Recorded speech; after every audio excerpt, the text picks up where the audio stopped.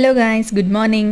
So నా పాత స్పెట్స్ విరిగిపోయాయి. చాలా డేస్ నుంచి అలాగే విరిగిపోయినా కూడా అలాగే పెట్టుకుంటున్నాను అనమాట. మా పాప ఊరికే తీసి పడేయడం వల్ల ఇలా విరిగిపోయింది.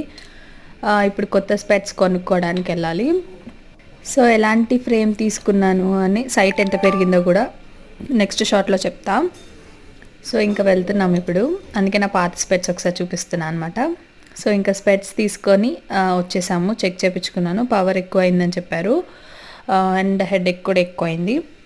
సో ఇంకొచ్చేటప్పుడు చికెన్ తెచ్చుకుంటున్నాం అనమాట అండ్ సమోసా జిలేబీ. సో ఇంకా టెస్ట్ అయితే అయిపోయింది.